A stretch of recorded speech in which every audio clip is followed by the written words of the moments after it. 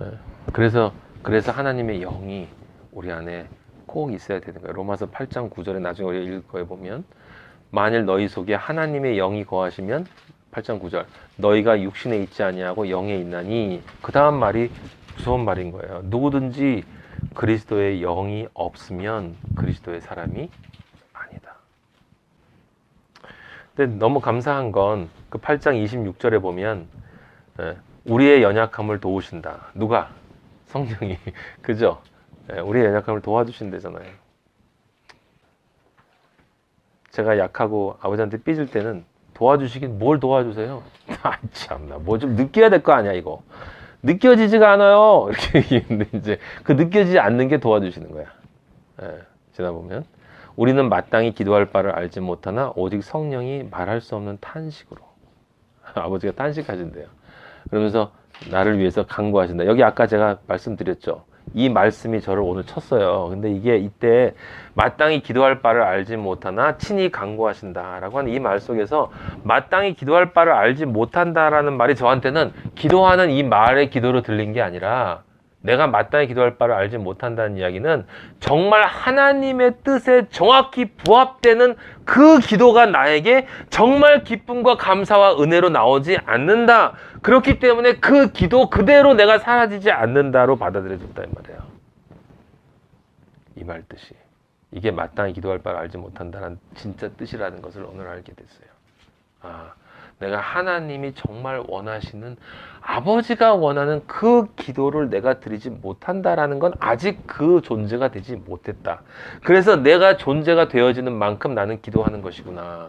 그래서 성경 전체, 내 인생 전체가 기도구나라는 것이 깨달아졌고, 그래서 이 기도가 정말 아버지가 원하는 기도가 되기를 바란다. 그 바라는 것이 실제 아버지의 뜻이기 때문에 27절에 성령님이 하나님의 뜻대로 거기 써 있어요. 마음을 살피신 이가 성령의 생각을 아시나니 이는 성령이 하나님의 뜻대로 성도를 위하여 간구하신다 나와 있단 말이에요.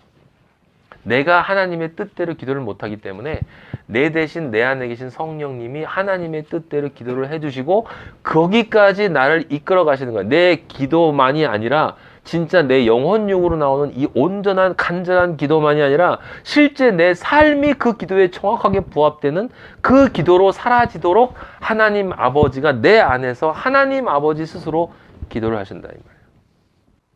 참, 이게 지금 제가 이렇게 커피를 마시는 것처럼 이렇게 감각적으로 와 닿으면 얼마나 쉽겠습니까? 예? 성령님이 내 안에서 꿈틀거리는 느껴져. 이 꿈틀 위쪽에 가셨네.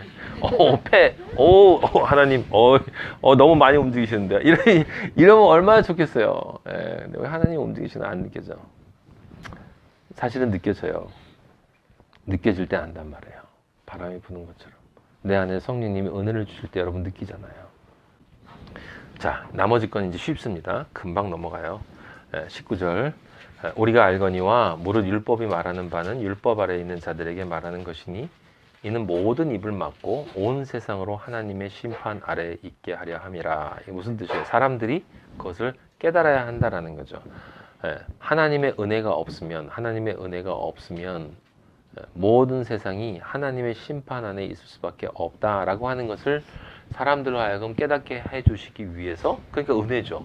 그러니까 율법도 은혜인 거예요.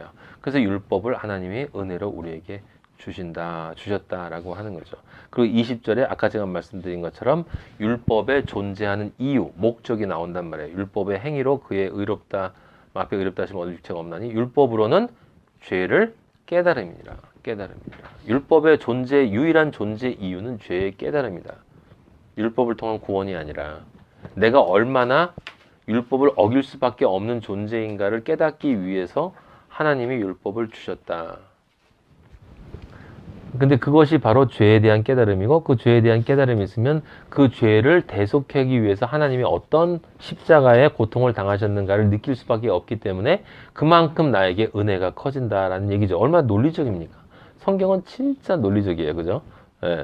이제는 율법 외에 하나님의 한 의가 나타났으니 율법과 선지자들에게 증거를 받은 것이라. 그래서 처음에 제가 얘기한 것처럼 처음엔 양심, 두 번째 율법, 세 번째 뭐요? 믿음의 법을 통한 한 의가 나타났으니 바로 그게 뭐냐면 22절에 예수 그리스도를 믿음으로 말미암아 거기에 뭐라고 써 있습니까? 모든 믿는 자에게 미치는 하나님의 의다. 모든 믿는 자에게 미치는 하나님의 의다. 의라는 건 뭐라고요? 사람들이 이렇게 얘기해요. 의라는 건 죄가 하나도 없는 거라고. 그게 의입니까? 아니에요. 의는 하나님과 연합된 거예요. 하나 된 것. 예. 공간적으로 함께 있는 게 아니라 진짜 하나 된 것. 그게 의예요. 얼마나 멋있습니까? 예. 하나님의 한 의가 나타났으니 내가 하나님과 하나가 될 수 있는 그 길이 나타났다라고 하는 것입니다. 그건 차별이 없다. 근데 오직 믿음이라는 문을 통과해서만 갈 때 그게 주어진다.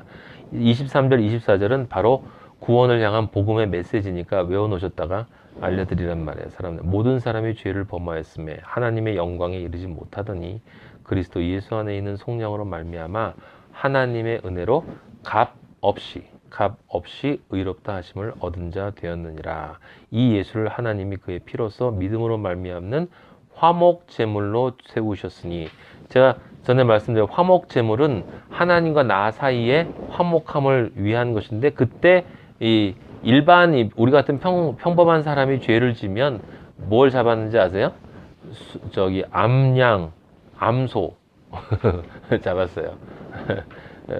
그 왜 암양, 암소겠어요? 여성이기 때문에. 우린 다 여자기 때문에 그걸 잡아서, 잡는데 누가 잡아? 내가 직접 잡아. 내가 직접 잡을 때 어떻게 잡아요? 안수하고 잡는단 말이에요. 그 소한테 안수하고 잡는데, 안수할 때 내 죄가 그 암소에게 나와 동일시 되는 거야. 암소에게 전가가 되고, 그 암소에 흠 없는 암소이기 때문에 그 암소의 흠 없음이 나에게로 전가가 되는 거죠. 예? 예. 그래서 예수 그리스도가 바로 그 암소로 십자가에 달렸으니까 믿음으로 내가 예수 그리스도에게 안수하는 거죠. 그죠?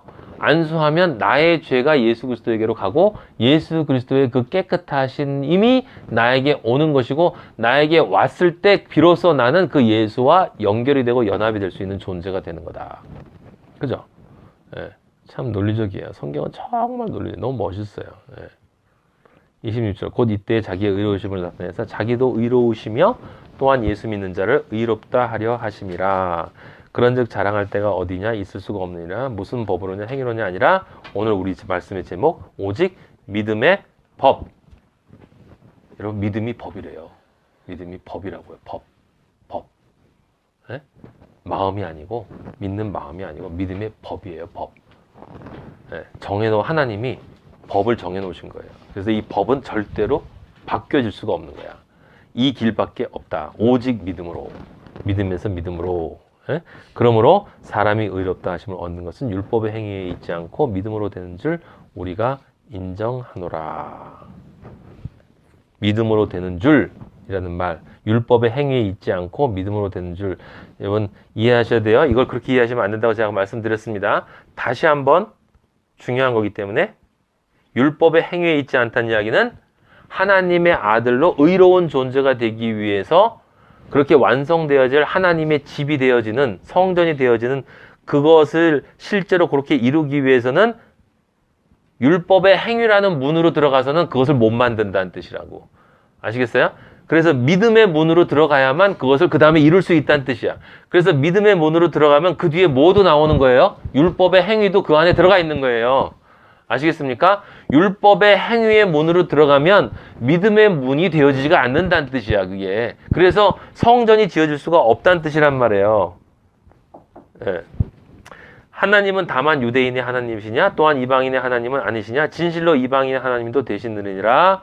할례자도 믿음으로 말미암아 또한 무할례자도 믿음으로 말미암아 의롭다 하실 하나님은 한 분이시라. 그런즉 우리가 믿음으로 말미암아 율법을 파기하냐? 그럴 수 없느냐? 도리어 율법을 굳게 해서. 이게 바로 그 뜻이에요, 여러분. 이 말이. 믿음으로 들어가야, 믿음의 문으로 들어가야 진짜 율법을 지키게 되는 거예요. 아시겠어요? 왜냐하면 예수 그리스도가 십자가를 통해서 율법을 완성했기 때문에 믿음의 문으로 들어가서 예수 그리스도의 십자가의 그 율법의 완성을 내가 믿으면 이 믿음을 통해서 실제로 내가 하진 않았어도 그 율법을 온전하게 지킨 존재가 되는 것이니까 율법을 행한 게 되는 거죠. 아시겠어요? 그렇게 전개가 되는 거란 말이에요. 그러니까 이 아버지가 먼저 그의 나라와 그의 의를 구하라. 나머지 이 모든 것은 내가 더하리라 하신 것처럼 하나님에게는 질서가 굉장히 중요하단 말이에요. 질서. 그래서 맨 처음에 죄인들의 가장 큰 특징이 혼돈이란 말이에요. 혼돈. 질서가 없는 거. 어디로 어떻게 해야 될지, 어디서부터 시작해야 될지를 모른다라고 하는 것인데, 하나님을 만난 사람은 질서를 얻기 때문에 시작이 뭐고 끝이 뭐고 알파가 뭐고 오메가가 뭐고 중간에 뭐가 있고 이걸 정확히 안단 말이에요. 성경에 쓰이는 것처럼 믿음의 덕의 지식의 절제의 인내를, 인내의 경건의 형제 사랑을 이렇게 더하는 과정이 자연스럽게 쩍쩍쩍쩍 진행되어지는 것을 그리스도인이 되면 알 수밖에 없다. 집을 짓는데 아무렇게나 순서 없이 지면 안 된다라고 하는 거죠. 그러니까 오늘 여러분들에게 아버지가 우리에게 주신 은혜는 지금까지 많은 사람들이 믿음이냐 행위냐 따지는데 그게 아니라 믿음의 문으로 들어갈 것이냐 행위의 문으로 들어갈 것이냐. 실제로 우리가 그걸 얻고자 하는 것은 믿음이 구원 이게 아니라 믿음을 통해서 하나님의 아들, 하나님의 성전으로 지어지는 게 목적이다. 하나님의 성전으로 지어지기 위해서는 반드시 이 문을 통과해야 된다. 그게 하나님의 뭐다? 믿음의 법이다. 법. 그건 하나님이 그렇게 정해 놓으셨기 때문에 그 법에 정확히 따르지 않고는 절대로 이룰 수 없다라고 하는 거죠. 그래서 제가 여러분들에게 믿음이라고 하는 것은 믿는 마음이 아니라 믿는 존재가 되는 거다라고 얘기하지 않았습니까? 근데 중요한 건 믿는 존재가 될 때 시작이 믿음이어야 한다라는 거예요. 시작이 믿음이어야 한다. 그래서 믿음에서 믿음으로 해서 시작도 믿음, 끝도 믿음. 그래서 위에 믿음에서라고 하는 이 믿음에서가 우리가 창조되어지는 그 믿음의 세 단계고, 그 다음에 믿음으로라고 하는 그것이 우리가 실제 삶 속에서 완성되어지는 그 믿음의 세 단계. 그죠? 그 믿음의 문이 바로 생명의 문이다. 아버지가 우리에게 세워놓으신 골고다 십자가의 그 생명의 문이 바로 믿음의 문이라는 걸 여러분이 기억하시고, 이 로마서에서 우리에게 아버지가 다시 말씀하시는 건 그거 아니에요. 다른 것이 아니고 정말 믿음의 아들이 되었니? 믿음의 법을 지금 따라서 나의 길을 오고 있느냐라고 하는 것을 너희 점검하고 그리고 말씀을 맡은 자다. 너희들은 맡은 자면 맡은 자들답게 존재해야 한다라고 하는 그것을 우리가 받고 각자가 자기의 삶 속에서 정말 하나님과 함께 임마누엘로 동행하며 모든 삶을 누리시는 여러분 되기를 예수 그리스도 이름으로 축복합니다. 아버지 감사합니다. 영광 받아 주시옵소서. 아버지 성경이 참 귀한 것은 아는 것 같은데 전혀 알지 못하는 것이 있고, 아버지 모르는 것 같은데 이미 알고 있는 것들이 참 존재합니다. 아버지의 영적 세계는 참 신비하고 그러면서도 너무 구체적인 것, 너무 논리적인 것을 아버지 다시 한번 깨닫게 해주셔서 감사합니다. 아버지 믿음도 법이라는 사실을, 생명의 성령의 법이라는 사실을, 하나님의 모든 구원의 역사는 질서가 있고 단계가 있기에 그 질서와 단계를 거치지 않고는 아버지께 갈 수 없다는 그 사실을 아버지 저희들 깨닫게 해주셔서 감사하고, 그 길을 가는 그 순간순간마다 그 여정에서 우리가 겪을 사탄의 많은 악한 영들의 그러한 공격들을 아버지의 돌칼로, 아버지 성령의 검으로, 말씀으로 이겨내고 승리할 수 있는 능력을 오늘 또 허락하여 주시니 감사합니다. 아버지여 우리 받은 은혜 잊지 않게 해주시고, 아버지 각자의 삶 속에서 아버지 정말 아버지가 기뻐하시는 그 존재로 변화될 수 있는 능력을 먼저 저에게, 그리고 우리 모든 마하나임 귀한 아버지의 아들들에게 허락하여 주시기를 간절히 기도하며, 또한 세상에 남아있는 남은 자들 그리스도인으로 정말 몸부림치며 기쁨으로 살아가고 있는 우리가 천국에서 만날 형제 자매들 아버지 한 사람 한 사람 다 힘을 주시고 도와주시고 함께하여 주시옵소서. 우리의 방패 되신 아버지를 찬양하고 예수 그리스도 이름으로 기도하였습니다. 아멘. 하늘에 계신 우리 아버지, 이름이 거룩히 여김을 받으시오며 나라의 마옵시며 뜻이 하늘에서 이루어진 것 같이 땅에서도 이루어지이다. 오늘날 우리에게 일용할 양식을 주옵시고 우리가 우리에게 죄 지은 자를 사하여 준 것 같이 우리 죄를 사하여 주옵시고 우리를 시험에 들지 말게 하옵시며 다만 악에서 구하옵소서. 나라와 권세와 영광이 아버지께 영원히 있사옵나이다. 아멘.